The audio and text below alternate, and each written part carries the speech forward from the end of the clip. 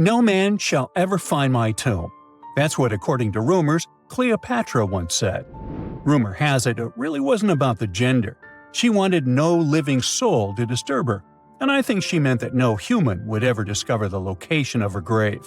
But, surprisingly, it was indeed a woman who was closer than anyone before to finally discovering the queen's resting place.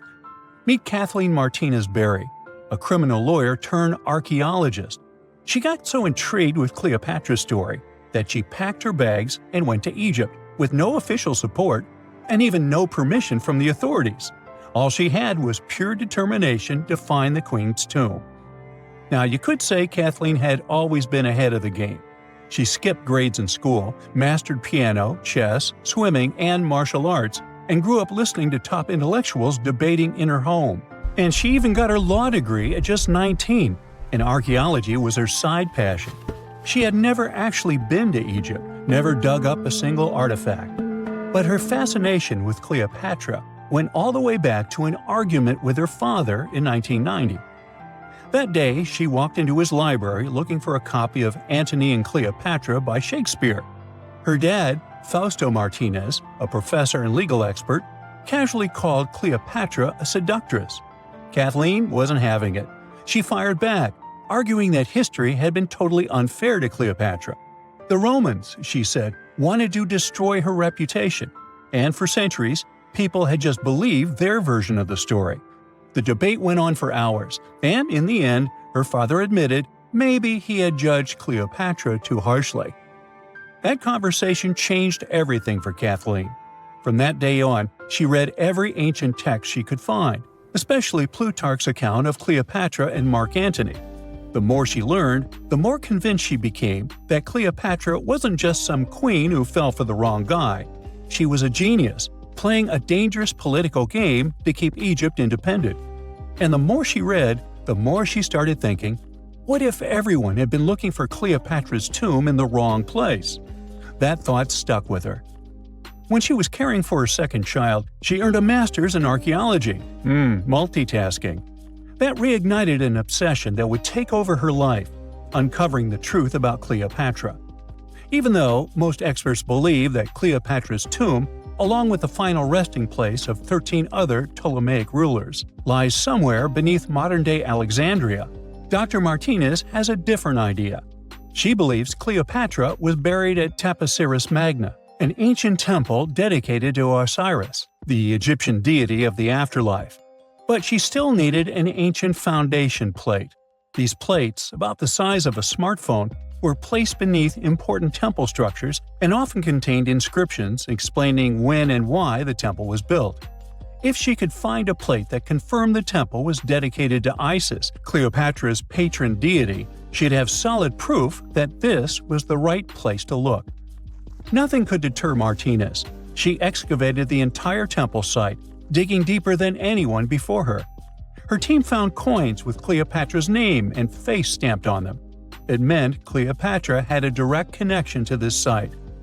Then, they uncovered something even more interesting: a tunnel used to bring water to people, leading straight from the temple into the Mediterranean Sea.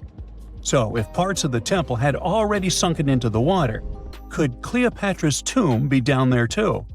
Martinez needed proof to convince Egyptian authorities to let her search underwater. And, against all odds, she found the missing foundation plate.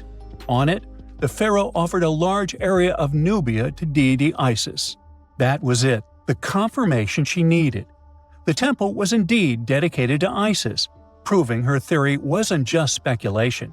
If one temple was on land, Martinez suspected the second temple, possibly Cleopatra's tomb, had collapsed into the sea. She needed help from experts in underwater archaeology, so she reached out to Robert Ballard, the guy who discovered the Titanic. With support from the Egyptian authorities, she and her team began exploring the waters off the coast of Alexandria. And what they found was mind-blowing. Underwater, they discovered massive stone structures, some standing 6 to 10 feet tall, right where the coastline would have been thousands of years ago. They also found basalt blocks, the same material used in the statues from the first temple. That meant one thing: those weren't just random rocks. They were the remains of a lost city, buried beneath the sea for centuries.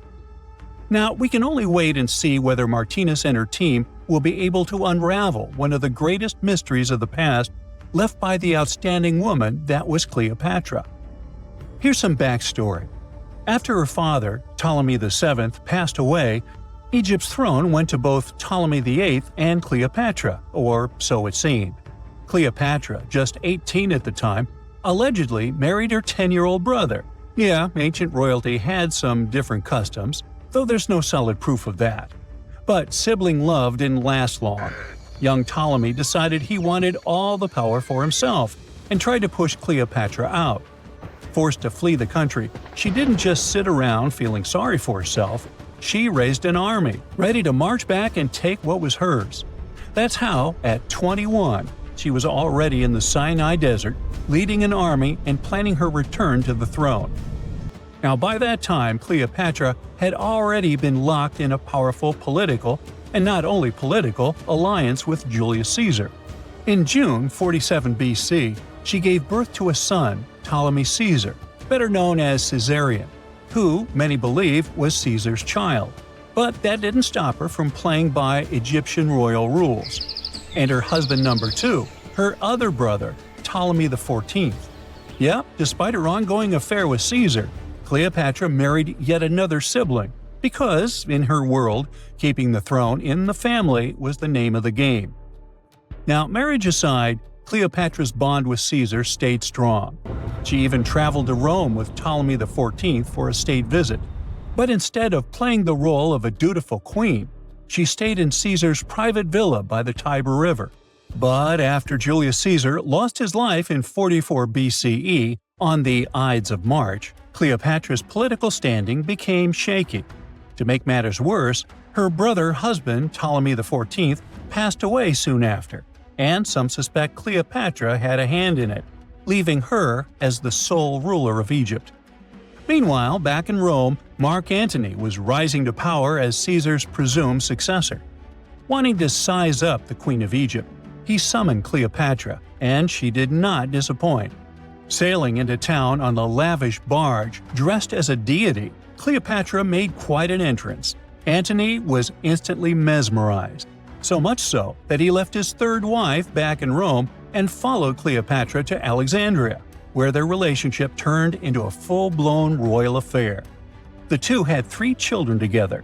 Together, they waged war against Caesar's adopted son, Octavian, in a battle for control of the Roman Empire. The last time the queen was seen, she was in her mausoleum, dressed in full royal splendor, diadem on her head, lying on what Plutarch called a golden couch. When Antony and Cleopatra lost at Actium, Octavian's forces marched into Alexandria.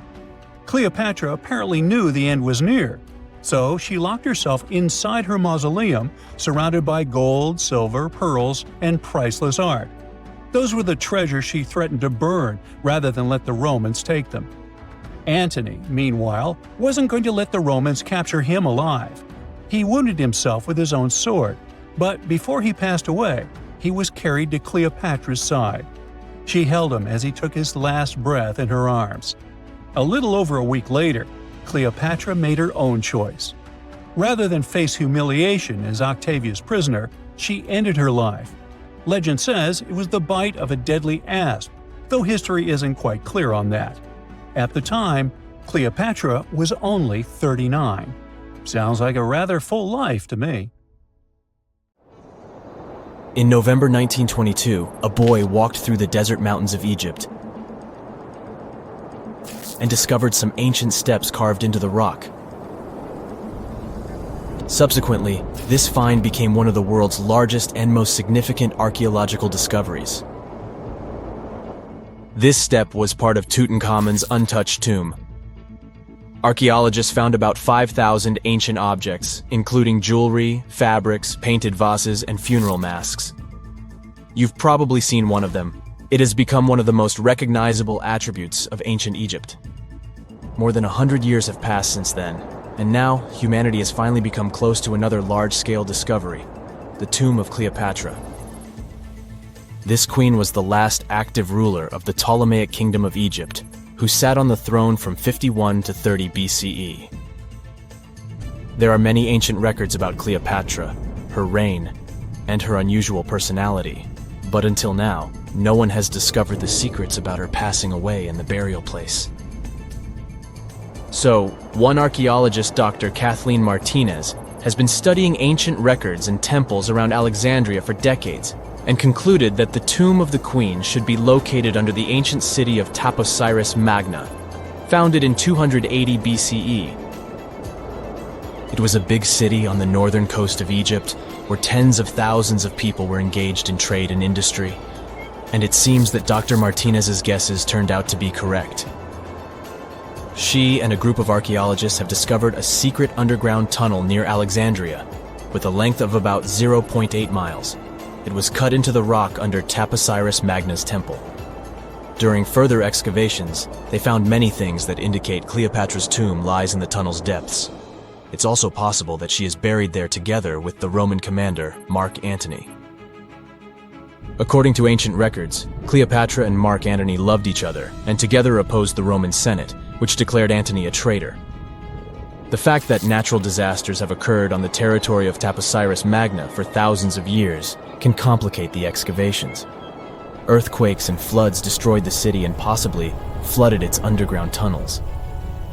But archaeologists hope the ancient tomb remains untouched, and that it hides many treasures and records about the royal life of ancient Egypt during the reign of the last dynasty.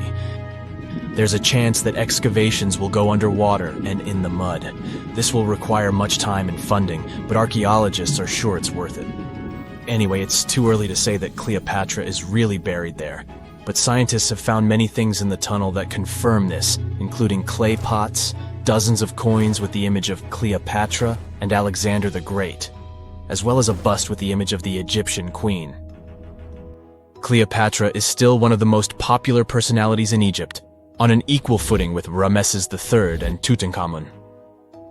She inspired many films, paintings, and books, but what made her so popular? She became famous for her inconsistency. She was a beautiful, intelligent ruler who pulled Egypt out of the crisis and made it a prosperous power. Medieval Arabic texts say she knew chemistry, mathematics, and philosophy, and may have written several scientific books. She knew several languages and had excellent diplomatic skills. At the same time, there are many legends that she was a femme fatale who drove many men crazy. However, there's no evidence that her beauty was incomparable. The image of a stunning model was created by Hollywood when it made several films where famous actresses performed the role of Cleopatra. And the Roman Emperor Octavian, the adopted son of Julius Caesar, specially created the image of Cleopatra as an insidious seductress because he was her enemy. Even though she was born in Egypt, Cleopatra wasn't an Egyptian. Her ancestors were Greeks, among whom was one of the generals of Alexander the Great. However, the people of Egypt loved her. She learned the language and was very sensitive to the traditions of this country. She knew the history, mentality, and customs of ancient Egypt well. She raised the level of its economy and strengthened its status as a world power. Much of this was made possible thanks to her cunning and impressiveness. She loved theatrical performances and lavish celebrations. She knew how to surprise people and put on a show. But behind the exterior image of a luxury lover was an intelligent and calculating ruler. Ancient Egypt was a rich, luxurious country, and Cleopatra did everything to increase its wealth and strengthen its position in the international arena. For example, she was once in conflict with her brother Ptolemy XIII. The queen knew that she wouldn't be able to resist him, so she decided to attract Julius Caesar to their side. The Roman emperor arrived in Alexandria, where Cleopatra wanted to meet him, but Ptolemy knew about her plans and was about to prevent her from coming to Caesar. Then, instead of a rich and noisy arrival, Cleopatra decided to make her visit inconspicuous. She wrapped herself in a carpet or linen bag the emperor's servants carried into Caesar's private chambers. Cleopatra emerged from the carpet and impressed the Roman emperor with her beauty and determination. As a result, they fell in love with each other and became close allies. After some time, she impressed another influential Roman for diplomatic purposes. She arrived to meet Mark Antony on a golden barge with purple sails and silver oars. Cleopatra was dressed in the image of Aphrodite and sat under a magnificent canopy. Her servants dressed like cupids and were blowing her fan and burning incense. But Cleopatra created such a show for a reason. She knew that Antony revered Greek mythology and considered himself the embodiment of Dionysus. As a result, he was so impressed with this woman that he ended up marrying her. Cleopatra defended her crown, strengthened her alliance with Rome, and bore Antony 3 children. In Egypt, they threw big parties and enjoyed wealth with power. However, the relationship of a high-ranking official with the Egyptian queen caused a scandal in Rome. Octavian was Antony's primary opponent in the struggle for power, so he exploited the situation to darken the competitor's reputation. He used propaganda to make Cleopatra an insidious seductress in the eyes of Roman citizens. He accused Antony of succumbing to her charms. The Roman Senate supported Octavian and declared Cleopatra an enemy. In 33 BCE, this conflict reached a high point when Antony's navy clashed with Octavian's fleet. The latter won and forced his enemy to flee to Egypt with Cleopatra. According to some records, they took refuge near Alexandria. Pursued by the Romans, they hid in one of Cleopatra's palaces and met their end. Some legends say that Cleopatra was an expert in poisons. She provoked a venomous snake, a viper or an Egyptian cobra, to bite her. Also, according to another legend, she pricked herself with a poisonous needle. There's a theory that Cleopatra always carried an ampule with poison inside her hairbrush. And when she was cornered, she soaked the needle with this poison and pricked herself. None of this can be said for sure. Scientists are still trying to find out the truth. Perhaps when they reach Cleopatra's tomb, the world will get more answers about her tragic fate. She is considered the last ruler of Egypt. After her passing, Octavian plundered her palaces and temples and returned to Rome, where he became the main emperor. He successfully ruled the country and expanded its borders. His reign ended when he turned 75. World history would have looked different if Cleopatra and Mark Antony hadn't lost that naval battle. By the way, did you know that more time has passed between Cleopatra's reign and Neil Armstrong's flight to the moon than between the reign of the Egyptian queen and the construction of the Great Pyramid of Giza? Armstrong took a step on the Earth satellite in 1969, 38 years after the birth of Cleopatra. And the construction of the pyramid took place in 2560 BCE. Imagine how long the history of ancient Egypt is. Cleopatra is closer to us in time than to the pyramids. The ancient city of Taposiris Magna is hidden on the northern coast of Egypt. These days it has very little of its former glory, but what lies beneath it may hold the secret to uncovering a famous mystery, that of Cleopatra, the most memorable Egyptian queen in history. The recently discovered tunnel is also known as a geometric miracle for its time. Excavations have uncovered a 43-foot-long structure below the ground, which is partially submerged in water. Its shape and construction technique are similar to that of the Eupalinos tunnel, another amazing ancient discovery. This one is located in Greece and was built by excavating simultaneously from 2 points, aiming to have them meet in the middle. The use of math and geometry to make this construction was astonishingly precise for those days, more so since it was built near a mountain. Archaeologists that have been working on the Taposiris Magna site since 2004 believe this tunnel may lead to the lost tomb of Cleopatra. The clues they found so far seem to back up this theory. For starters, the city and its temple were built by one of Cleopatra's ancestors, Ptolemy II. All the architecture seems to indicate it was dedicated to the ancient spirit Osiris and his queen Isis. Throughout her reign, Cleopatra did try to associate herself with Isis, so it may be no surprise she chose this location as her final resting place. Scientists have yet to pinpoint Cleopatra's tomb, but research continues with the help of modern technology. To study this location better, archaeologists have even used a special device called ground-penetrating radar. This tool allows us to analyze what lies beneath the ground without being intrusive. Since this tunnel is so old, research needs to be done very delicately. Seeing pictures of what's underground before you start digging is incredibly useful. and has been done here since 2011. Finally discovering Cleopatra's tomb may help us piece together her story, especially what might have happened during the last portion of her life, which is still surrounded by mystery. We still don't know the exact cause of her passing. Some believe she may have let herself be bitten by a poisonous Egyptian cobra. Others have suggested that she was well accustomed to toxic substances, even hiding some in her hairbrush in case she ever needed it.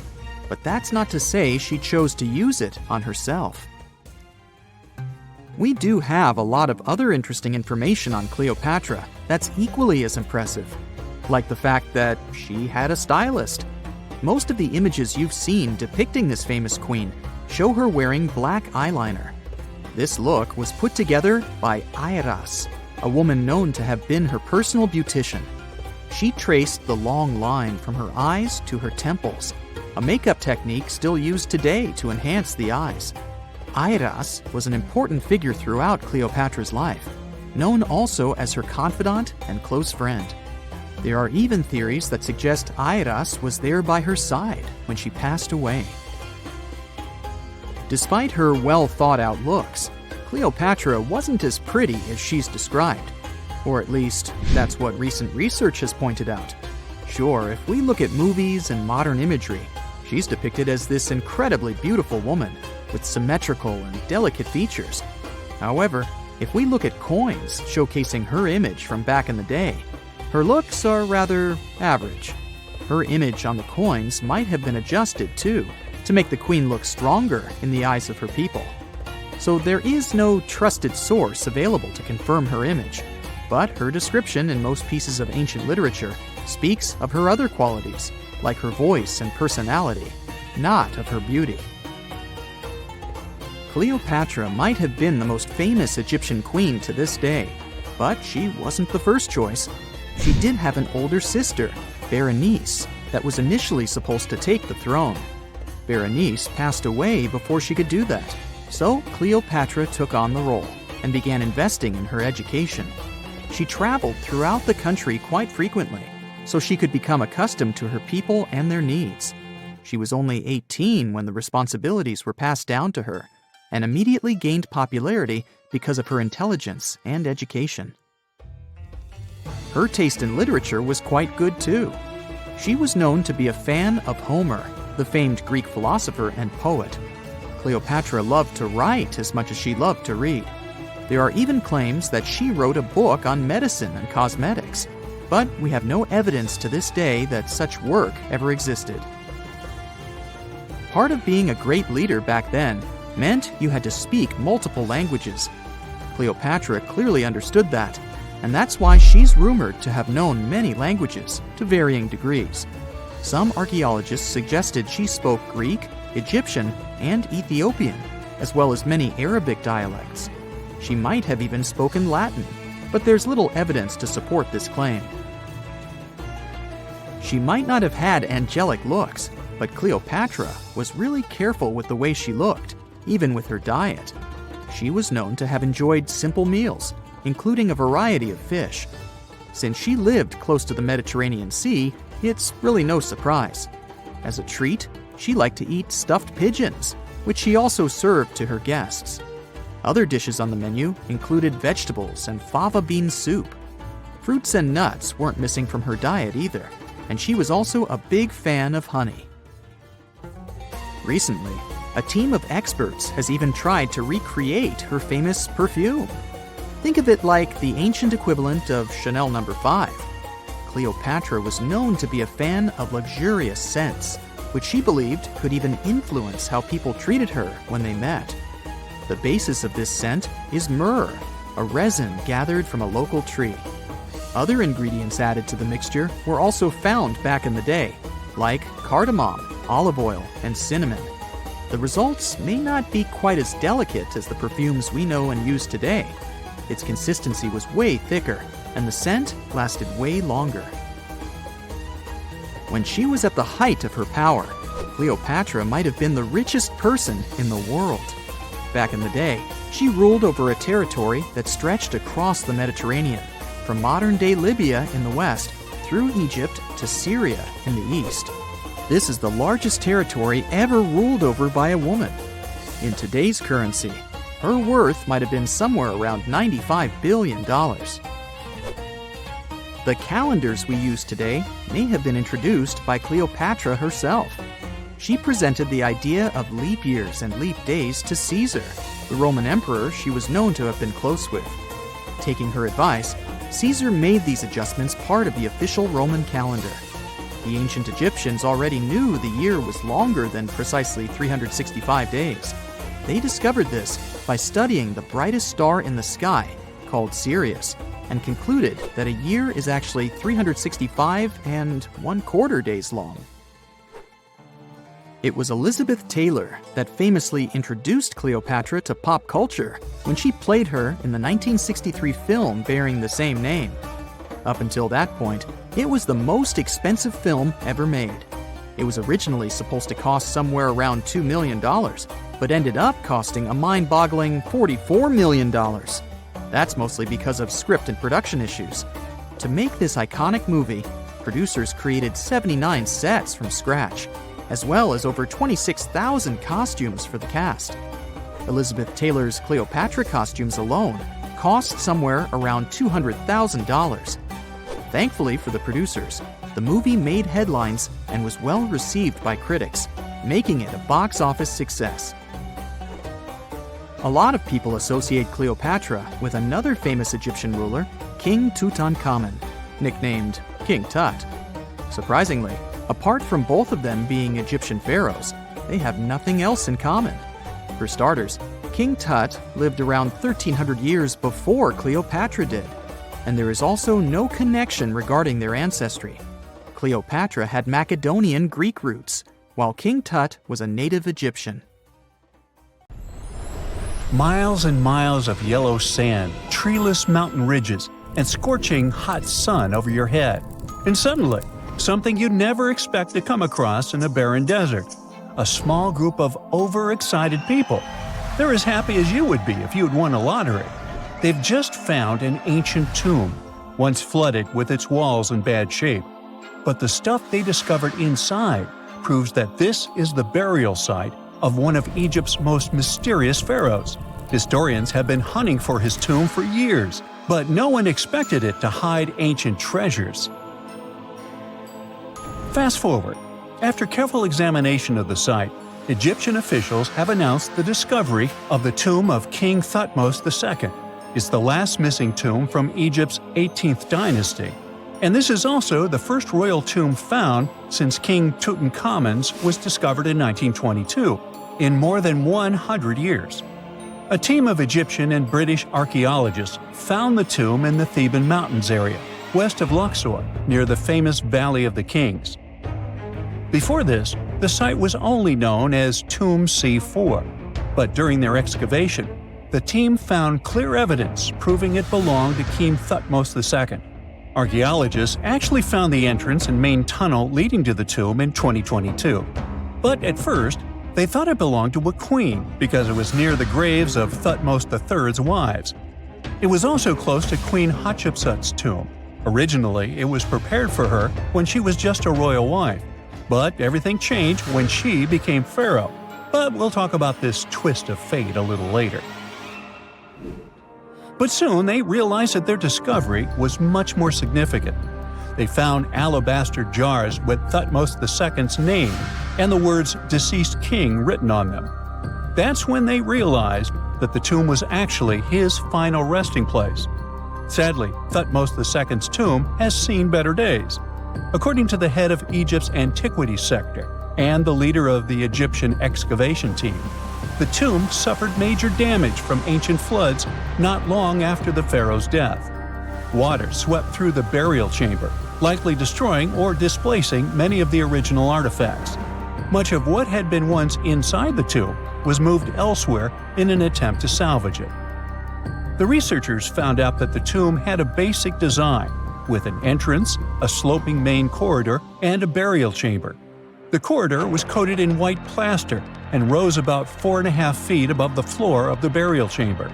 A large staircase and a very large descending corridor of the tomb indicated its grandeur. It took the team a long time to navigate through, though, as the tomb was blocked by flood debris and collapsed ceilings.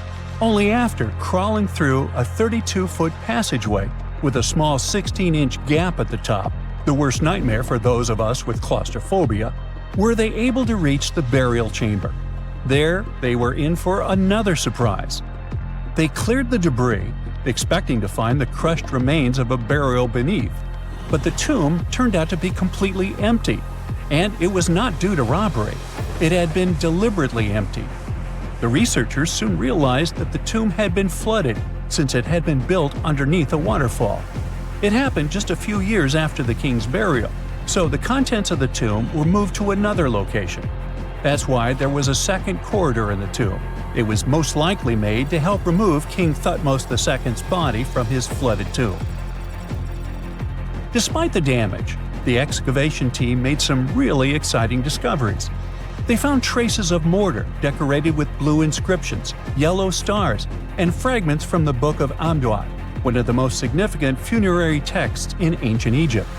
The book was meant to guide the deceased through the underworld, ensuring a safe journey to the afterlife.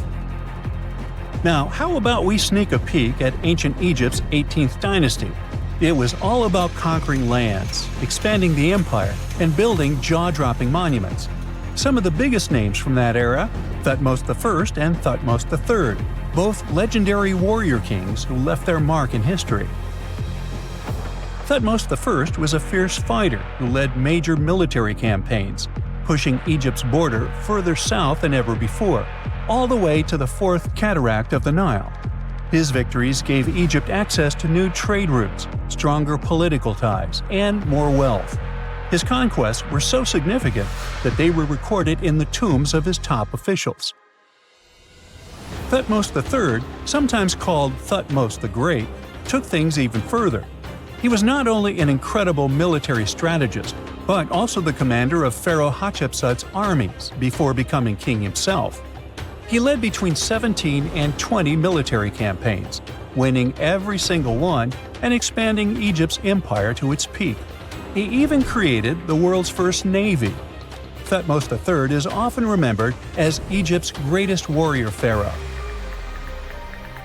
And sandwiched between these two powerhouses was Thutmos II, a pharaoh who doesn't get nearly as much attention. Hey, the middle child, right?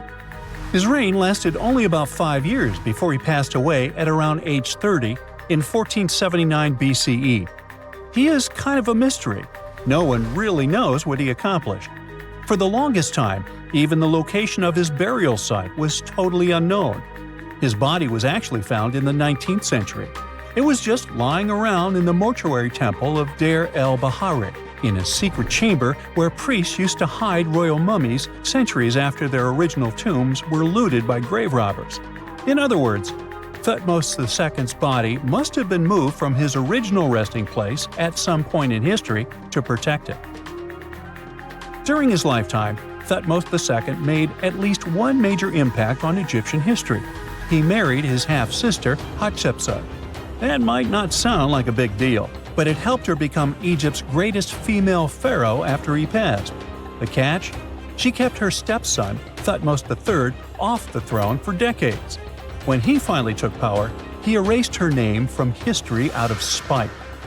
And still, Hatshepsut is one of Egypt's greatest pharaohs, no matter if you're talking about a man or a woman. She brought a lot of wealth and art to Egypt. She led a big trading trip to a place called Punt, where she brought back things like gold, ebony, and incense. She also made sure her name lasted by building amazing structures that we can still see today. At Karnak, she added huge obelisks. One of them is still standing tall. She also was the one to build the Temple of Deir el-Bahari with its countless columns. She was buried there. Interestingly, Hatshepsut was often shown in art as a man with muscles and a beard, like how pharaohs were usually depicted. But she made sure there was always something in the artwork that reminded people she was a woman, like calling herself Daughter of Re or His Majesty herself. When she passed away in 1458 BCE, Egypt wouldn't have a female ruler as powerful as her until Cleopatra, about 1400 years later. According to Egypt's Supreme Council of Antiquities Secretary General, isn't that a mouthful? Hatshepsut's name actually appears in Thutmos II's tomb, meaning she might have even handled his burial. As for their final resting places, well, Hatshepsut was buried in the Valley of the Kings, and Thutmos II's mummy is now in the National Museum of Egyptian Civilization, alongside other ancient Egyptian rulers. It gives visitors a rare chance to see the remains of a nearly forgotten pharaoh. Now, experts consider the discovery of his tomb to be one of the most significant in recent years. The artifacts found there add important details to our understanding of the history of the region and Thutmos II's rule. And even though the tomb's design is fairly simple and follows the same architectural style preferred by later Egyptian rulers, its historical importance is undeniable. In any case, the mission isn't over yet. Archaeologists are now focusing on solving another mystery. Where did the rest of the tomb's contents end up? The team is determined to continue their search. Who knows what other secrets they will uncover that have remained hidden beneath the sands for thousands of years. Egyptian archaeologists made an extraordinary discovery near Cairo just recently. Drumroll, please. The most ancient and most complete mummy yet discovered in the country. Yes, they were keeping it under wraps. The 4,300-year-old mummy was found in a group of tombs close to the Step Pyramid of Djoser, dating back to the Egyptian Old Kingdom. It was covered in layers of gold. The team also found several other tombs, including one belonging to an ancient Egyptian official and another belonging to a secret keeper who had the power to perform special ceremonies. Another interesting tomb was that of a writer, which featured the largest statues ever found in the area. This vast burial site is also home to more than a dozen pyramids and resting grounds. Probably one of the most famous mummies in the world is that of Hatshepsut. She ruled Egypt like a boss for around 20 years, building all sorts of impressive buildings and creating new trade routes. But when archaeologist Howard Carter found her tomb in the Valley of the Kings, her sarcophagus was empty. However, Carter did find two coffins in another tomb, one of which belonged to Hatshepsut's wet nurse and the other to an unknown woman. In 2006, a team of specialists decided to investigate whether that mysterious lady was the queen herself. They found a molar tooth in a wooden box with Hatshepsut's name on it, and when they compared it to a gap in the mummy's mouth, it was a perfect match. Ramses II was a pretty impressive ruler, but it was his mummy that eventually made history. Now, we don't hear too much about his daddy. Okay, I'll stop. Ramses is considered to be the most powerful pharaoh in all of Egypt, as he reigned for a whopping 6 decades. He also lived to be over 90 years old. Now that's pretty amazing, considering the time he lived in. Ramses II supposedly had over 100 offspring too. Talk about a big family. When he passed away, his body was originally buried in the Valley of the Kings, but some sneaky guys tried to rob his tomb of all his treasures. Officials back in the day weren't having any of that though, so they moved his body to a secret location to keep it safe. Fast forward to the 1800s, and Ramses II's mummy was discovered along with a bunch of other rulers and important officials. But it wasn't in the best condition, so archaeologists flew it to Paris to get it, pampered. Problem was, he couldn't just be transported into another country. The only solution available was to give Ramses II his own passport. His occupation was listed as king, and the document even featured his photo. Most mummies aren't necessarily known for having the most hydrated skin. But that of an ancient woman, also known as Lady Di, proves otherwise. No, not that Lady Di. This wealthy lady from ancient times was discovered in an ornate tomb in 1971, and she looked fabulous, if we can say so about a mummy. Thanks to the special conditions in her tomb, like the moisture in the environment and the lack of oxygen, her body was almost perfectly preserved. Her skin was soft, her hair was on point, and she was still flexible. The museum that now proudly displays her mummy also shows a ton of fancy items that were buried with her, like dinnerware and musical instruments. Archaeologists investigated the mummy further and discovered that she passed away from a heart attack at around 50 years old. Even though it hasn't been around for over 2,000 years, Lady Di is still making history. The mummy of Otzi the Iceman was discovered in the Alps in 1991. Austrian authorities initially thought he was a modern mountaineer because he was so well preserved. Turns out, he was actually from the Copper Age. He was found in a mountain pass over 10,000 feet above sea level. Through studying his mummy, we've learned so much about life in Copper Age Europe. For example, we know that he was a native of Central Europe and enjoyed eating meat. He also suffered from arthritis, narrowing arteries, and intestinal problems. But he likely used acupuncture and medicinal herbs to treat these conditions. And apparently, he was pretty handy with tools. He sharpened them just days before his untimely demise. Who knows if he was expecting trouble or just getting ready for some routine work. Now, King Tut and his story is most likely the one that made all mummies famous. This pharaoh passed away at the young age of 19, more than 3,000 years ago, but his mummy is still one of the most well-known in the world. When his tomb was opened in 1922, people went wild because it was still intact, unlike many other royal tombs. It had some seriously blinged-out coffins, including one made of solid gold. Not only did Tut's tomb give us a glimpse into ancient Egyptian history, but his mummy also taught us a lot about the time he lived in. DNA analysis helped identify his parents and revealed that the pharaoh had a rare bone disorder that might have made walking a bit tough. Now, Ginger is most likely one of the coolest mummies you'll ever hear about. He's like a time traveler from 5,000 years ago who's still looking fly with his golden hair and perfectly preserved nails. Ginger was discovered in Egypt and is believed to be the earliest known mummified body.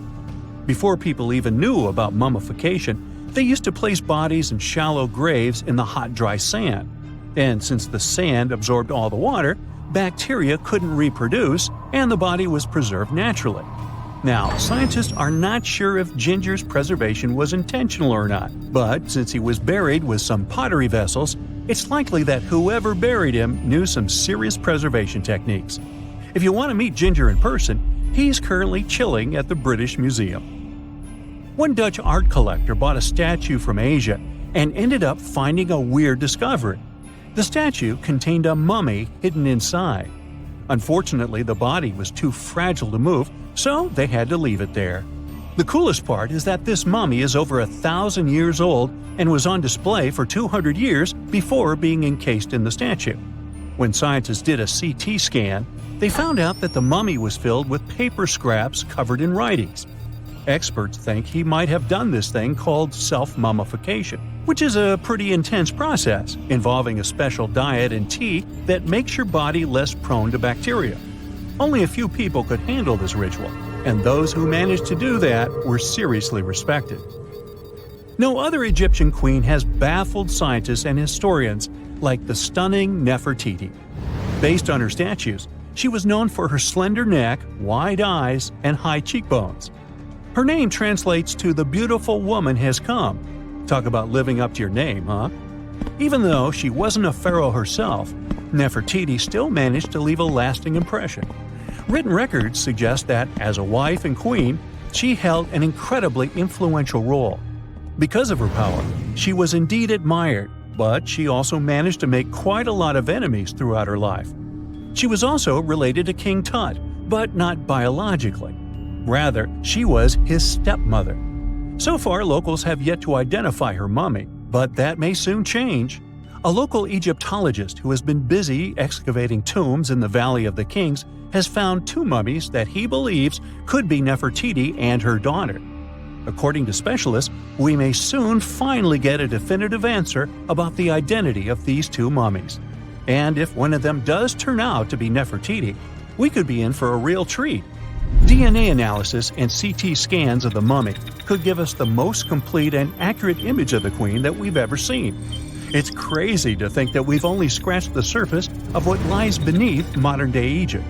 Nefertiti ruled during a time of great power and prosperity in Egypt, but unfortunately passed away in a period of social turmoil, leading to her gravesite being lost. Now, where's my mummy? When you hear the word mummy, you might get a chill down your spine. That's because most of us associate this word with those creepy characters we've seen in some scary movies. But in reality, mummies have helped us understand a lot about ancient civilizations, their rulers, and about how people used to deal with losing their loved ones. The people most famous worldwide for their mummies are the ancient Egyptians. They believed that some sort of existence after passing away was possible, if certain conditions were met. That's why they insisted on preserving the human body through the process of mummification and placing the mummy in a furnished tomb, kind of like giving it a fully functioning apartment of its own. Why did they believe in this? Well, because they were deeply connected to their natural environment for the most part. They saw the natural cycles around them, like how the sun rose every day, followed by the moon, or how new life was always sprouting from plants, even after they had wilted away. They also believed that the powerful spirit Osiris, who represented the cycle of passing away and resurrection, played a role in this process. To prepare for the afterlife, the ancient Egyptians followed certain rituals, like mummification, which involved using materials like honey, resins, and incense to preserve the body. There's no other mummy more popular than that of King Tut. He was a young pharaoh who ruled over 3,000 years ago in Egypt. The problem with discovering ancient royal tombs is that most of such burial sites were previously robbed. People knew ancient rulers had been left with many valuable belongings, so those locations became vulnerable to thieves. When King Tut's tomb was opened in 1922, people were excited because it had not been robbed, like many other previously discovered royal tombs. That's how well hidden it was. Inside, his mummy was encapsulated in a total of 3 coffins, including one made of gold. The objects found in his tomb showed us what ancient Egypt was like, and studying his mummy also helped us learn about the culture and practices popular at the time when he passed away. We also learned about his family by looking at his DNA. Scientists were able to discover that he had had a disease called malaria and a problem with his foot that might have made it hard for him to walk. Ramses II was another pharaoh in Egypt who ruled for 68 years, which was quite a lot back in the day.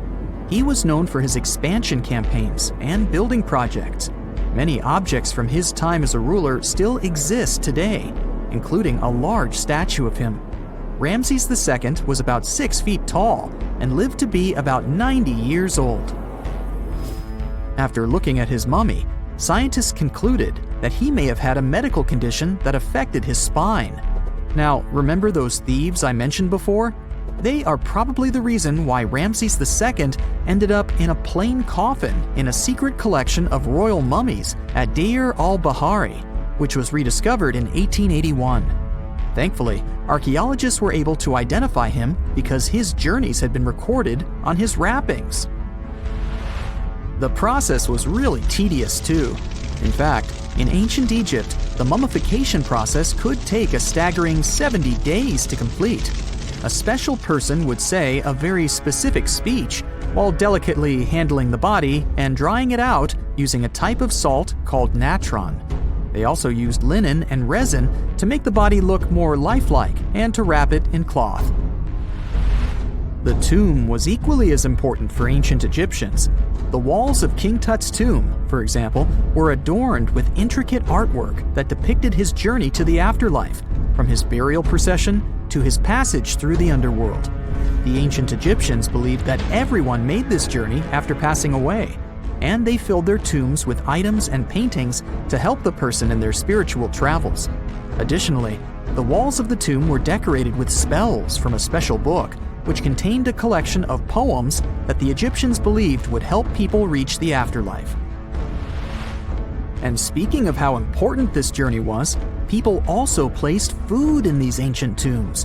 In King Tut's tomb, archaeologists discovered 36 jars of vintage beverages and 8 baskets of fruit, which were believed to be left there to help him in his journey to the afterlife.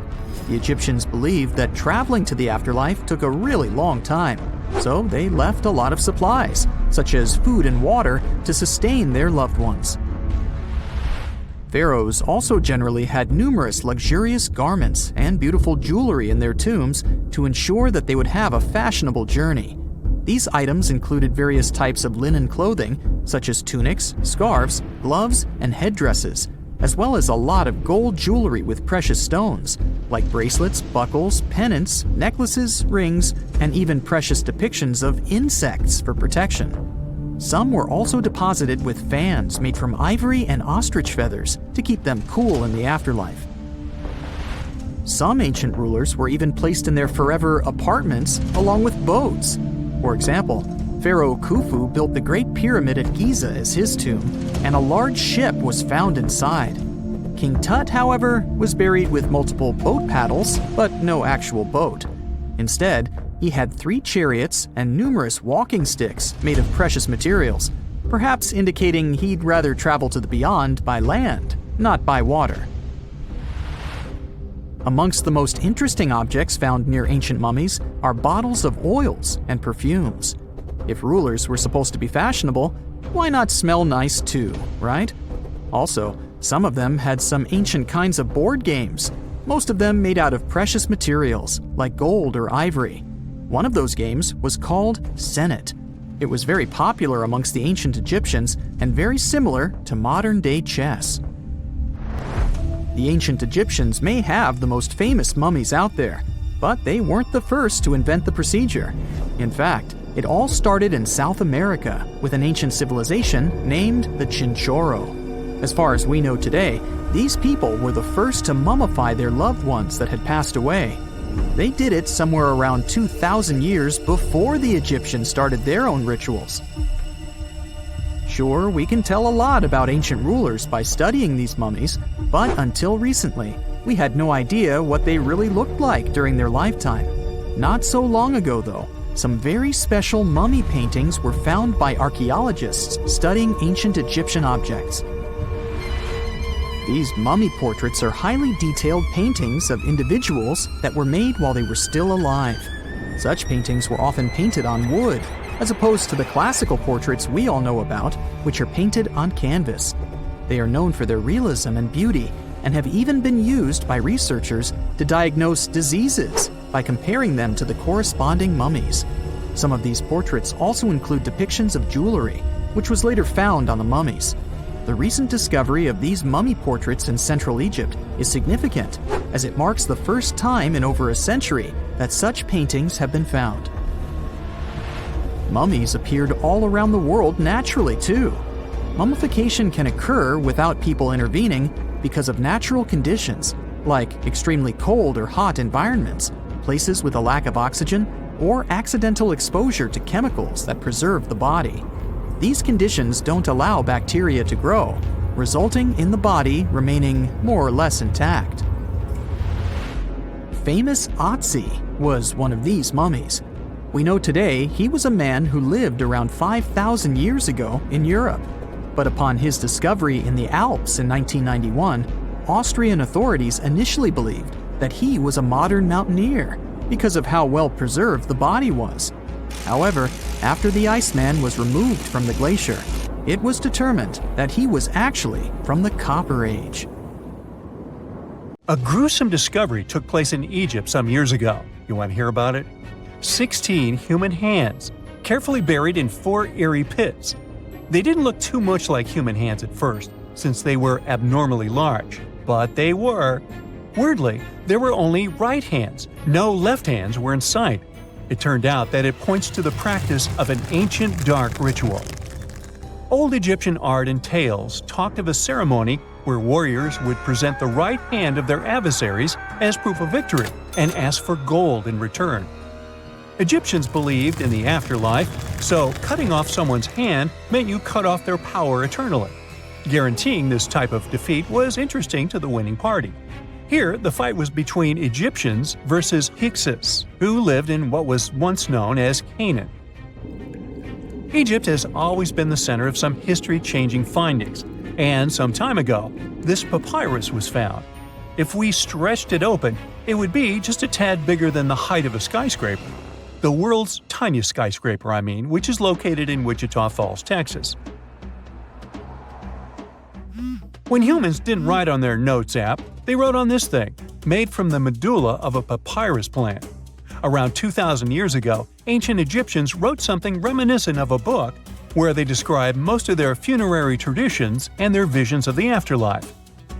It's considered one of the most important texts from ancient Egypt and is still sold in bookstores to this day. This ancient manuscript was unearthed from a chamber located just south of the Pyramid of Djoser, located in Saqqara. Oh yes, Djoser is the oldest pyramid in Egypt and not the Giza pyramids like most people think. So recently, the site of Saqqara buzzed with excited archaeologists who probably found one of Egypt's oldest complete mummies. They believe that this beautiful and well-preserved mummy was that of a wealthy man. He was discovered in a deep shaft, covered in layers of gold leaves. There are many symbols that show he was an important and wealthy man, like the band he wore on his head, the bracelet on his chest, and the fact that he was embalmed with a tunic, which was reserved for Egypt's finest. The most exciting part of the entire discovery was finding the resting place sealed with mortar, just as the ancient Egyptians had left it 4,300 years ago. Now this may sound weird, but back in 2008, archaeologists discovered a missing pyramid. Now it went missing because it deteriorated over the span of 4,000 years. Today, you can only see its base. It was a pretty important site back in ancient times. It is said that around the area of the pyramid, the ancients hosted a special type of ceremony where high priests would carry mummified remains of sacred bulls. Now here's a fun fact. Ancient Egyptians believed that Apis bulls were earthly incarnations of the city deity of Memphis and was connected to rites of fertility. It wasn't just any Apis bull, though. They needed to be all black, with a single white mark between its horns and a bunch of very specific characteristics. They were selected by the local priests and honored until they passed away. After that, they were mummified and buried in underground galleries. Meanwhile, this missing pyramid sort of disappeared around the 1800s. It was a German archaeologist who first found it in the village of Saqqara. He called it the Headless Pyramid when he first found it. But then, years after the official discovery, the desert sand came along and covered the whole thing. There were some excavations between the 19th and 20th centuries, but they weren't too systematic. That's why scientists were so thrilled when they dug an entire pyramid's base after removing the 25-foot mound of sand that was covering it. Oh, and it turns out American archaeologists are excavating a cemetery in Egypt that could contain over 1 million mummified bodies. So far, archaeologists have dug around 1,700 mummies.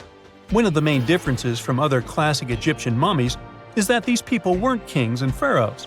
They were commoners that most likely lived about 1,500 years ago, when Egypt was controlled by the Roman and Byzantine empires. The name of the cemetery is cool, though, the Way of the Water Buffalo, just in case you want to check it out on your next trip. Other than bulls and buffaloes, ancient Egyptians also liked baboons. Are you seeing a pattern here?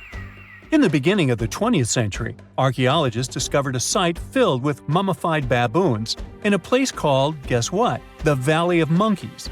An animal wouldn't have been mummified if it wasn't considered important. Certain animals were more important than others, since they were linked to specific deities.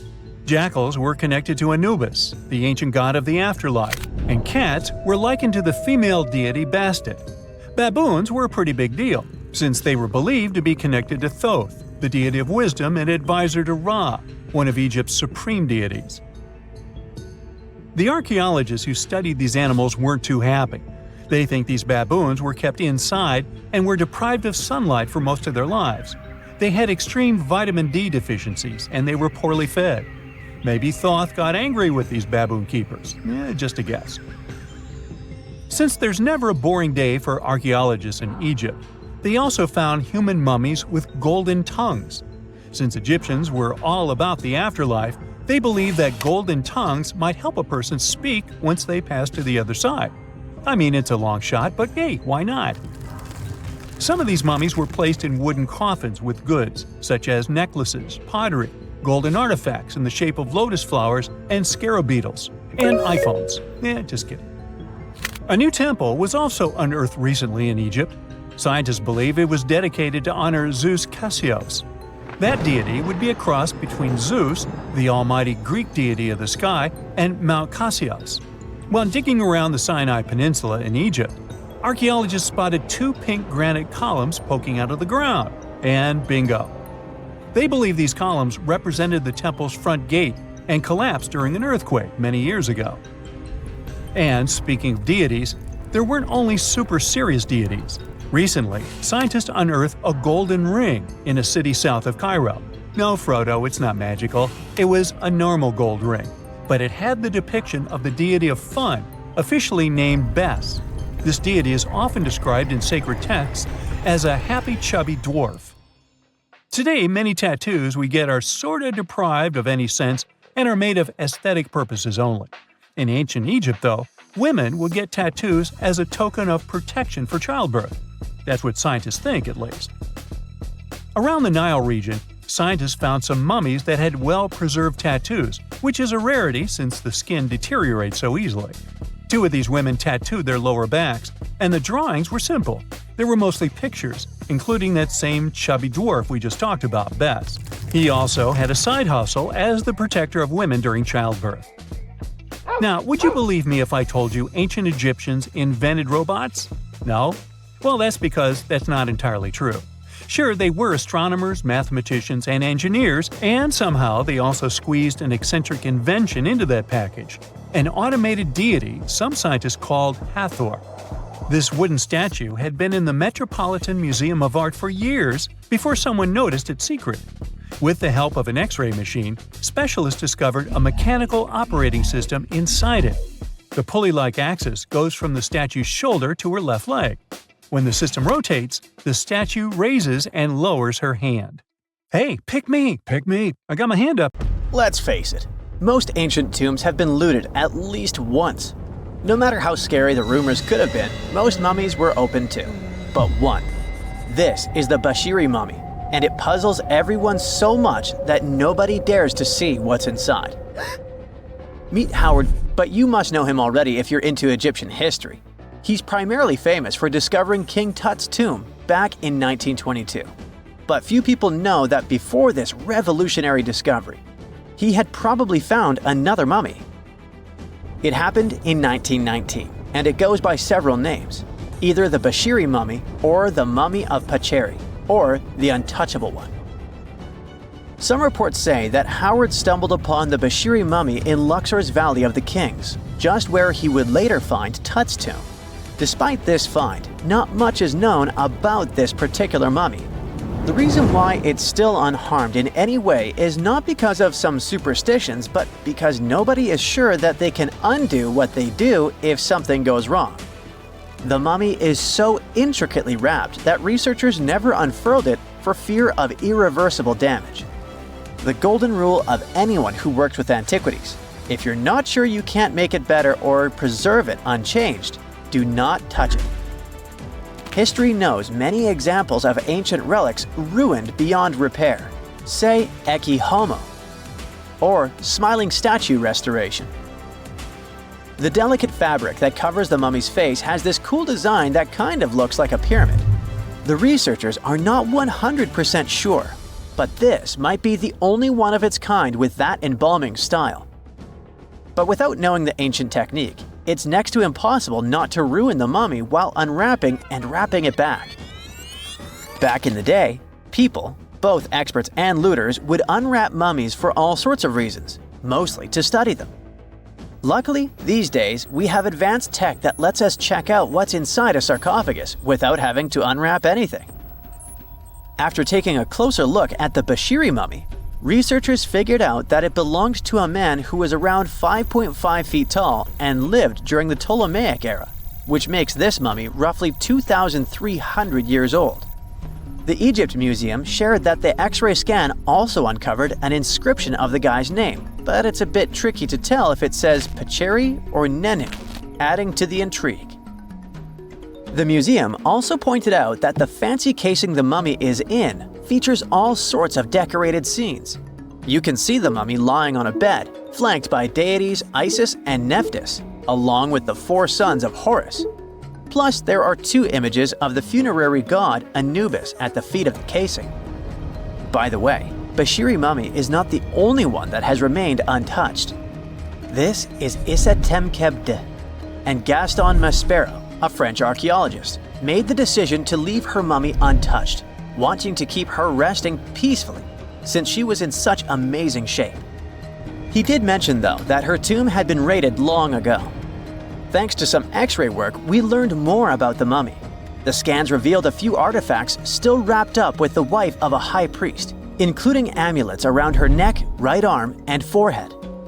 The X-rays also showed she had some dental issues and arthritis in her knees. While she passed away as an older woman, it's tough to pinpoint her exact age.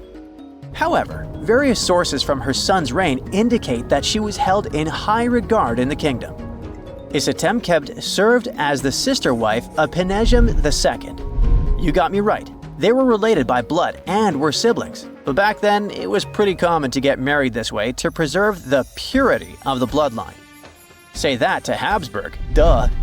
Their chase for purity only led to inbreeding and the notorious Habsburg's jaw.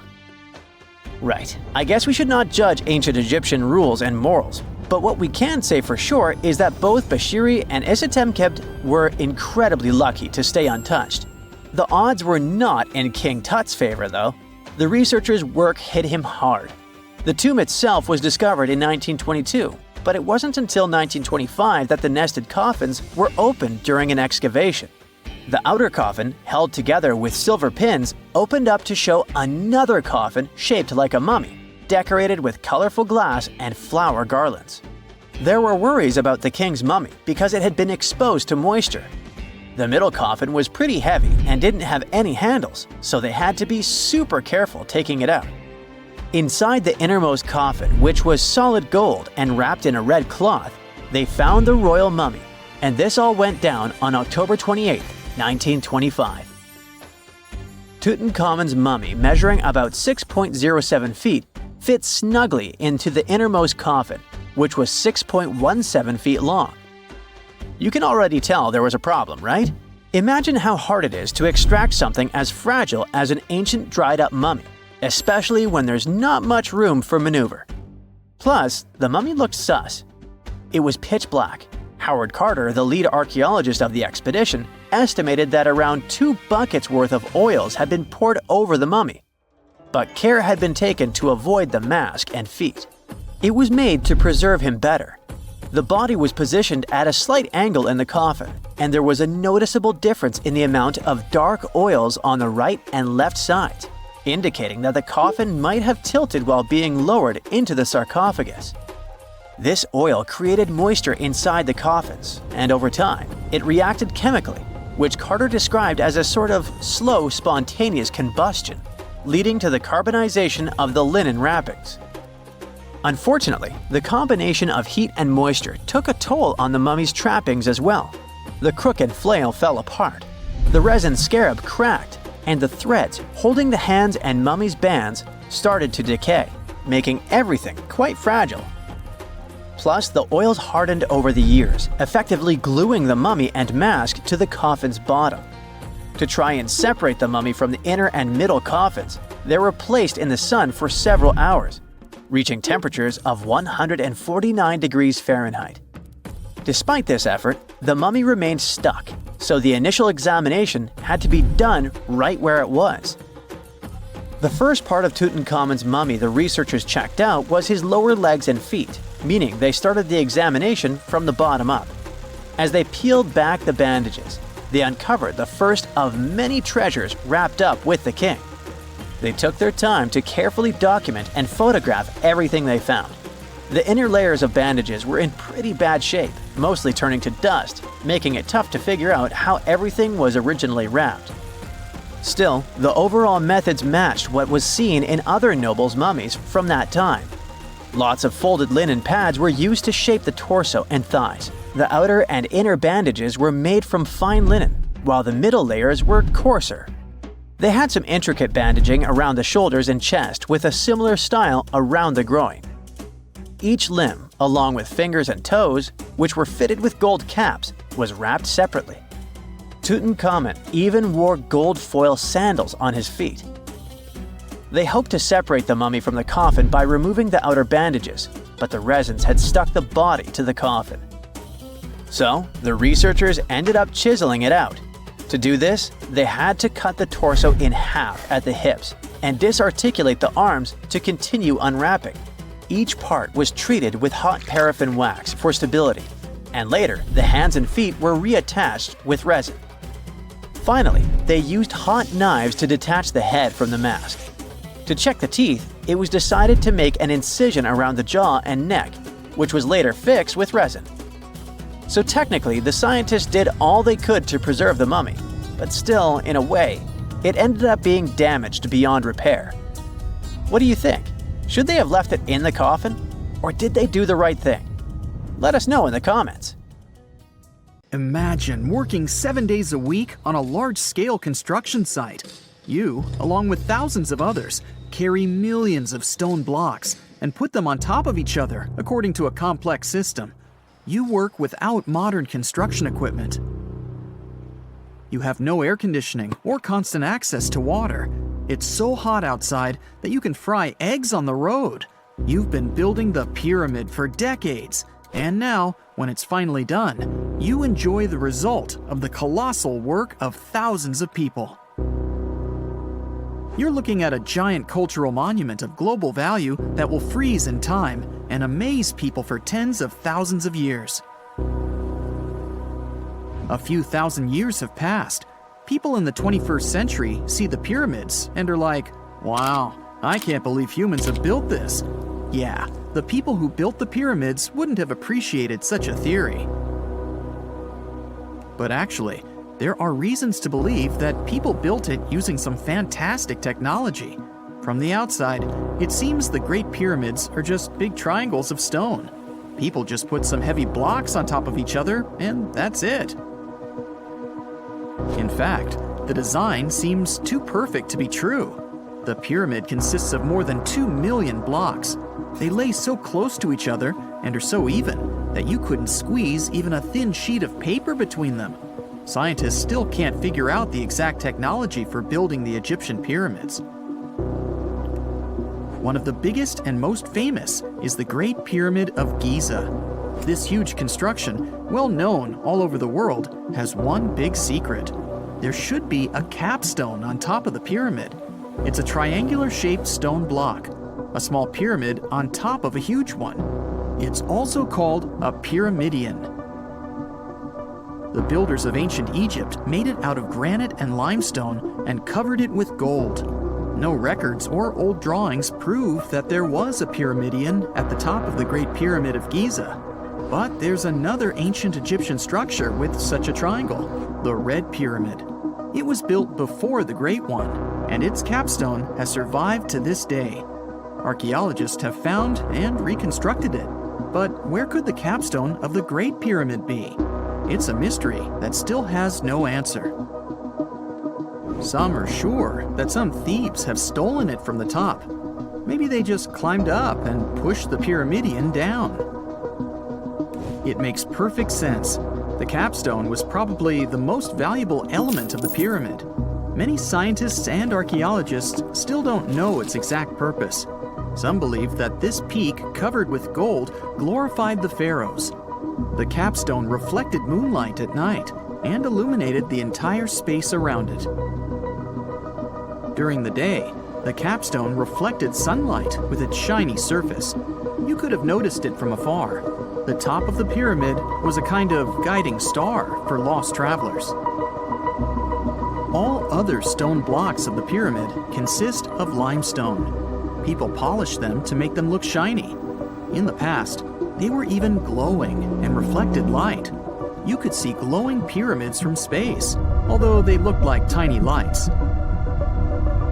Over thousands of years, winds, sandstorms, and rains have changed the pyramid's appearance.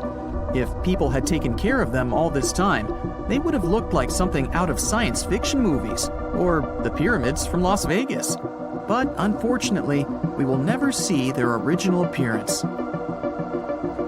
Some archaeologists and scientists believe that the capstone could absorb the sun's energy and distribute it evenly throughout the pyramid.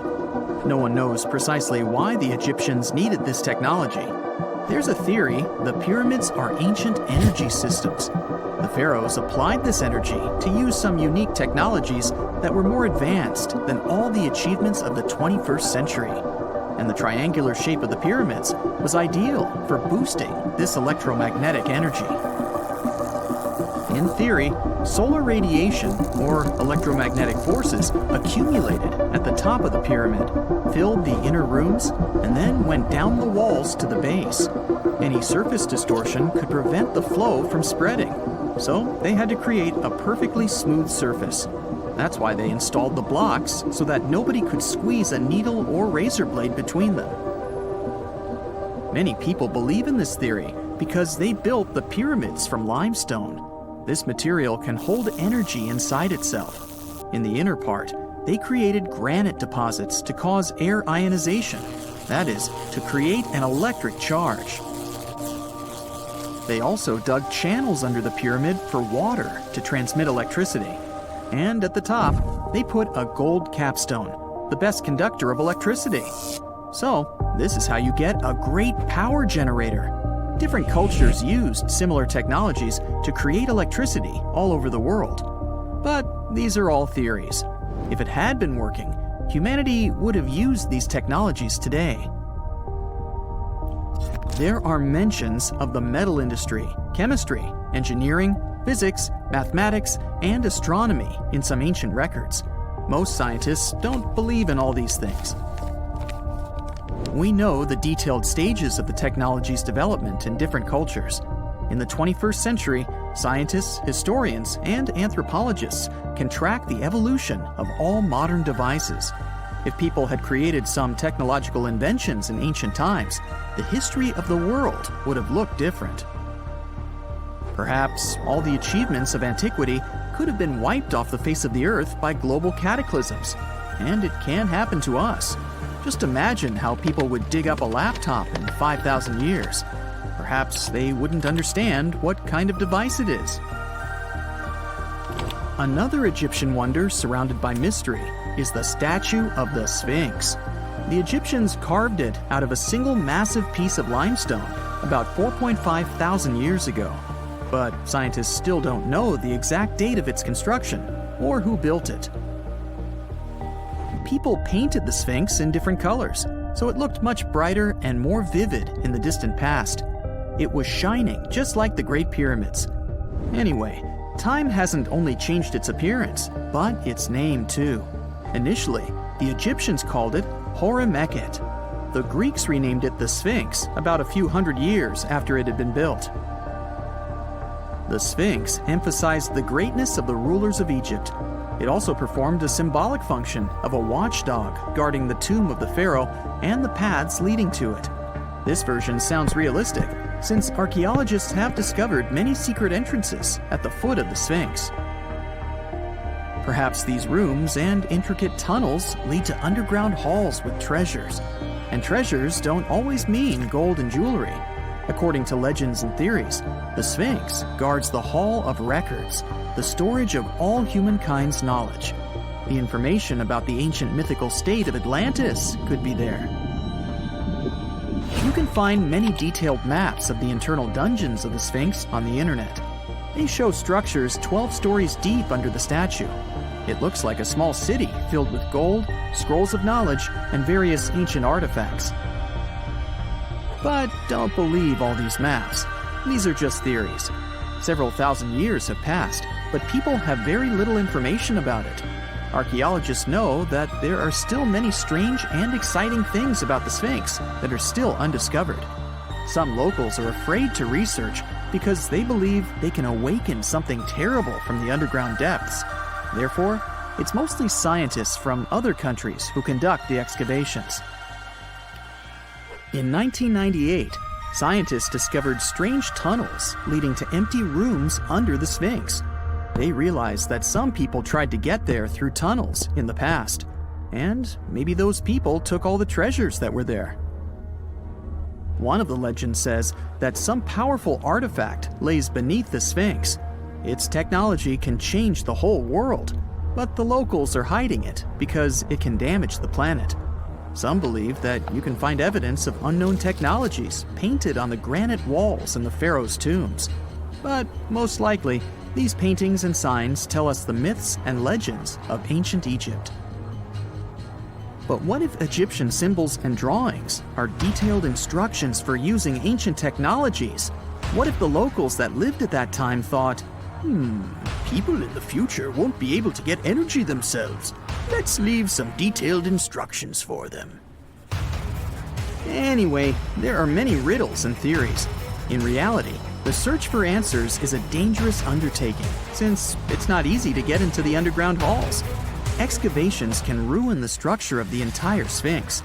Any person inside the tunnels may get lost and never be able to find their way back. Besides, it costs a lot of money. Now, what would be awesome is if people could invent some device that could scan underground areas and show their detailed models. In the late 17th and early 18th centuries, Europe was infested by vampires. The situation got so wild that authorities stepped in, and even military officers investigated these creepy cases. And their conclusion was clear. Yep, vampires are definitely real. Now, we're talking about a long time before Dracula showed up in books and movies. Back then, people genuinely believed those who had passed could rise and drain the living of their blood. Tragically, their victims would not survive the encounter. But vampires didn't stay at rest. Instead, they continued walking, interacting among the living and infesting villages. These beliefs spread rapidly, causing panic across regions. It all kicked off in Eastern Europe, specifically Serbia. Villagers started panicking after mysterious passings occurred one after another. Take the story of Petar Blagojevic, a Serbian peasant who passed in 1725. Shortly after his burial, villagers claimed that Petar returned, knocking on doors and asking for shoes or food. Sounds harmless, right? Well, not really. Within days, those villagers began mysteriously passing away too. 9 people perished in total. Everyone freaked out, insisting Petar was responsible, as if he managed somehow to come back from the grave at night to feast on the living. Eventually, authorities dug up Petar's body to see what was going on. They wanted to check if there were any signs that he was still alive. So they looked closely at his hair, beard, and nails to see if they had grown. And they actually had. In fact, there was no sign of decomposition at all. His body looked fresh. Then they found something even weirder. There was some blood around his mouth. And that was enough for people to say, see, he's definitely a vampire. Then came Arnold Paoli, arguably the most infamous vampire of them all. He was a soldier who lost his life after falling off a hay wagon and breaking his neck. But there was something strange about it. Before that tragic event, Paoli claimed he had been bitten by a vampire once. Luckily, he said he cured himself by eating soil from the vampire's grave and smearing himself with its blood. Sorry, not exactly dinner table talk, eh? But hey, if he was cured, no one had anything to worry about after he was gone, right? Well, not exactly. Within a month after Paoli was buried, 4 people said they were being tormented by him. And not long after that, they were gone too. 10 days after Paoli was buried, the villagers dug him up, just to be sure everything was, well, normal. And this is where things got eerie. His body hadn't decomposed. His hair, nails, and beard had all grown longer, and fresh blood was dripping from his mouth. Remind you of someone? Yep, our guy Peter. But in Paoli's case, it was more disturbing. The blood wasn't just coming from his mouth. It was pouring from his eyes, nose, and ears. His shirt, his coffin, everything was completely soaked in red. Now, terrified, the villagers drove a stake through his heart and burned his body. Oh, and they also dug up the 4 people they believe he had targeted just to be safe. They went through the same process with them just to make sure none of them would return as vampires. Hey, who knows? But their vampire nightmare didn't stop there. A few years later, in the winter of 1731, a new epidemic occurred. 13 people passed within several weeks. Eventually, even local authorities stepped in, sending official investigators to calm things down. Their reports, incredibly, concluded that the vampire attacks were real, at least according to witnesses. That official validation changed everything. It kicked off a wave of vampire hysteria all across Europe. But why was everyone so quick to believe those who had passed away were coming back? One big reason was how little people understood health problems at the time. Bodies that appeared fresh or swollen after burial, blood around mouths, or even fingernails and hair seemingly growing, these natural post-mortem changes were mistaken for supernatural signs. Another thing villagers misunderstood was decomposition itself. Natural gases cause bodies to bloat, making them look as if they had recently been active. This terrifying image reinforced local beliefs that these people weren't at rest, but instead returning to cause harm. Plus, under certain circumstances, the decomposition process can be delayed for a long time. One reason this can happen is because of something called saponification. This is a natural process that happens when a body is buried in a cold and damp place, exactly like in some parts of Eastern Europe. In this kind of environment, the fat in the body can turn into a waxy soap-like substance. This wax covers the body and helps stop it from rotting. Okay, but how to explain the nails and hair growing? It's more like an optical illusion, not real growth. Now what happens is that the skin dries out and pulls back a little. When the skin shrinks like that, it makes things like stubble on the chin or fingernails look longer than they were before. But that's not the case. And what about the blood? Well, it turns out science has an explanation for that too. How long blood stays liquid after someone passes depends a lot on the surrounding temperature. In colder places, it can stay fluid for days. So if a body was dug up, there's a good chance they'd still find liquid blood in the veins. It might have looked strange, even scary, but it was just the cold doing its thing and slowing everything down. Medical researchers today believe that many so-called vampire symptoms match up with conditions like rabies. Back then, most people in these communities kept animals around, and villages were usually near forests full of wildlife. And there's still no truly effective cure for rabies. This condition can cause things like insomnia, aggression, biting, and even a fear of water, which lines up closely with the way vampires were described. So it turns out all these supposed supernatural events had logical explanations. Today, we might make fun or roll our eyes at the idea of real vampires roaming around Eastern Europe. But back then, those fears were taken very seriously. Whole communities were thrown into panic. There are plenty of documented cases where families dug up their loved ones and removed their hearts, all because they believed the person was a vampire behind the strange things happening to the rest of the family. And newspapers across the continent picked up these stories, spreading the fear far beyond where it all started. What's wild is that stories about blood-sucking creatures didn't just show up in Europe. Similar myths popped up across different continents and time periods.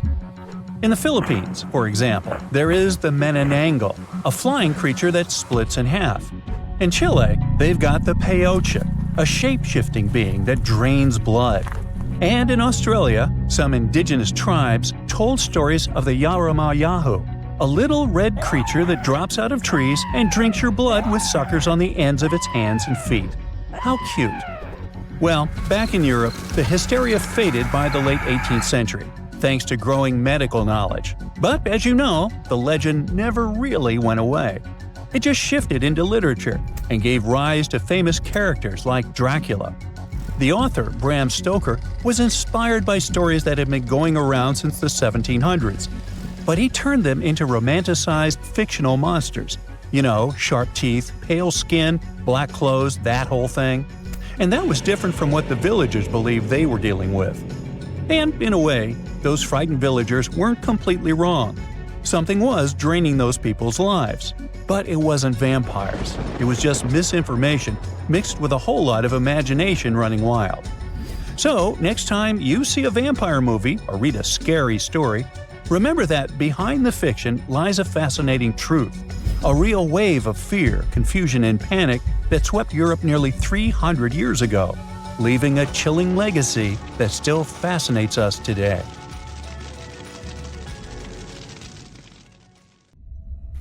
They found the tomb of a royal doctor who lived over 4,000 years ago, a man who held pharaohs' lives in his hands. This man knew secrets that only deities and kings were allowed to hear.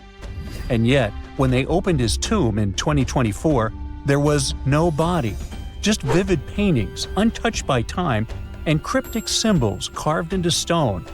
Who was he, and why was he buried with spells linked to a scorpion deity? The tomb was buried deep beneath the sands of Saqqara. The doctor's name was Tete-Nebe-Fu. He lived around 4,100 years ago, during one of Egypt's most mysterious turning points, right at the edge of glory and collapse. These were the final days of Egypt's Old Kingdom. The sun still glinted off freshly built pyramids, but the shadows were already creeping in. The pharaoh, Pepi II, had ruled longer than anyone before him, 90 years. But by the end of his reign, the country was cracking. The power was slipping, the regional leaders were rising, and the Nile floods grew unpredictable. In this shaky period, the mysterious doctor thrived. His tomb was discovered by a Swiss-French archaeological team in the shadows of old pyramids. The weirdest part was that when they uncovered his burial chamber, they found no body, no golden treasures either. Unfortunately, the tomb had been robbed long ago. But what remained was something even more fascinating: the words and images left on the walls. The paintings are still vibrant, bright colors that somehow survived all those years underground. The walls show jars, containers, strange abstract patterns, and geometric shapes. And then there are hieroglyphs, lines and lines of sacred script carved with precision, like someone had poured their soul into every curve. These inscriptions revealed who Tete-Nebe-Fu truly was. Turns out, he wasn't just any doctor.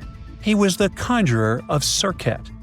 Now, Serket was the female deity of scorpions, sacred and terrifying. Egyptians believed she could stop venom, heal bites, and protect the living from toxic elements. The title, Conjurer of Serket, meant Tete-Nebe-Fu was a specialist in treating dangerous stings and bites. And if he got an entire tomb for himself, he may have been Egypt's top expert in those things, a man who healed with both medicine and magic. But that wasn't all. He also held the title Director of Medicinal Plants, a title seen only once before in all of ancient Egypt. That means he knew the healing power of herbs, roots, and oils like no one else. Now, you might wonder, what plants in a huge land of sand? But in reality, ancient Egyptians used herbal medicine that would hold up in some labs today. They created pills, ointments, and inhalers. Most often they chose some active ingredient, a flavor to make it easier to take, and something to deliver it into the body. Sound familiar? And yeah, they didn't have many traditional plants, so some of these ingredients were bizarre by our standards, like using crocodile dung and acacia mixed with honey.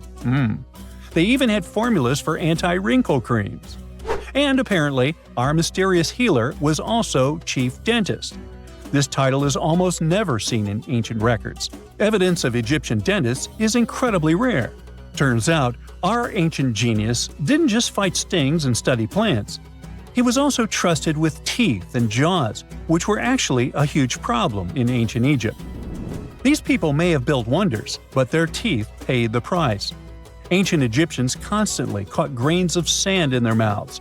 They often ate grit-filled bread and raw vegetables, which wore down enamel and caused a horrible condition called attrition. This led to tons of problems, including tooth loss. They had to improvise back in the day. For example, crafting the world's oldest known toothpaste from crushed rock, mint, and pepper, which ironically only made things worse for the gums. Or a toothpaste from things like eggshells, pumice, and natron, a salty mineral used for cleaning. They were also inventing mouthwashes from celery, bran, and herbs to ease the problem. Some mummies were even found with crude metal braces and gold wires attaching missing teeth. Though we're not sure if these were for the living, or was it just a nice little addition added as an afterlife gift. So, Tete-Nebe-Fu specialized in all these fields. 3 rare titles for one man. Now, back in the day, he must have been admired as incredibly knowledgeable. In a world without modern science, he would have been like a sorcerer who knows how some leaf or bark could save a life. That's why archaeologists believe Tete-Nebi-Fu wasn't just any doctor. He was, most likely, the royal physician, the one who treated the pharaoh himself. We don't know for sure which king he served. Maybe it was Pepi II, and who knows, maybe that's why the guy lived so long. But if that was the case, Tete-Nebi-Fu may have lived through the final moments of the Old Kingdom, watching the Golden Age crumble from inside the palace walls. And then he was buried, the body was looted, or perhaps just lost to time.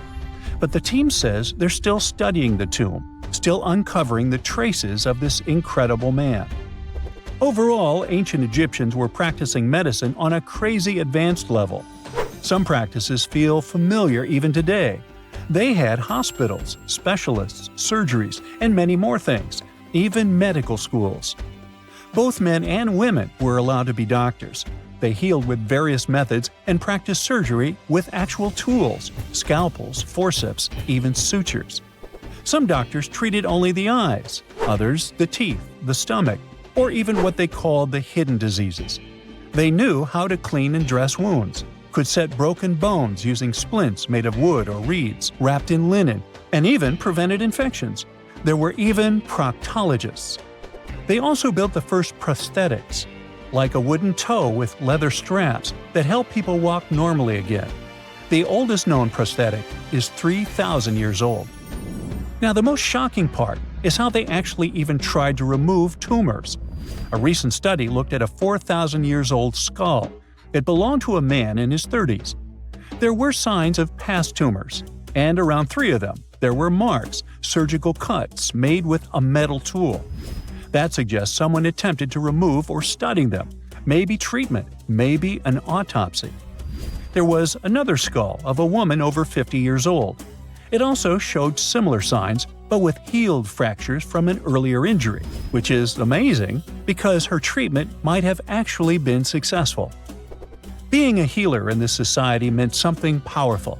It meant being a priest, a scientist, and a magician all at once.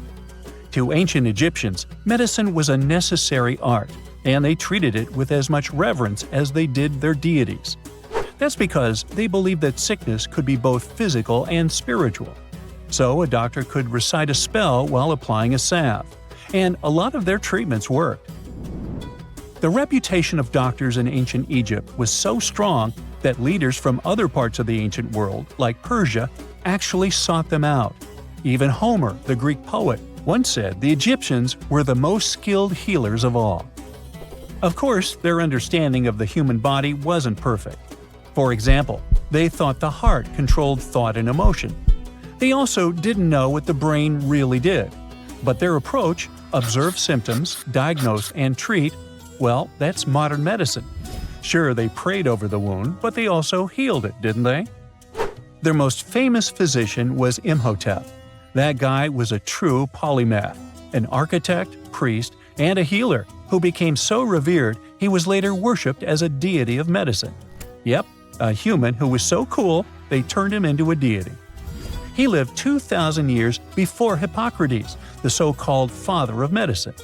And yet, some people joke we should drop the Hippocratic Oath altogether and swear an Imhotepic Oath instead. These people weren't just laying the foundations of pyramids, they were laying the foundations of healthcare.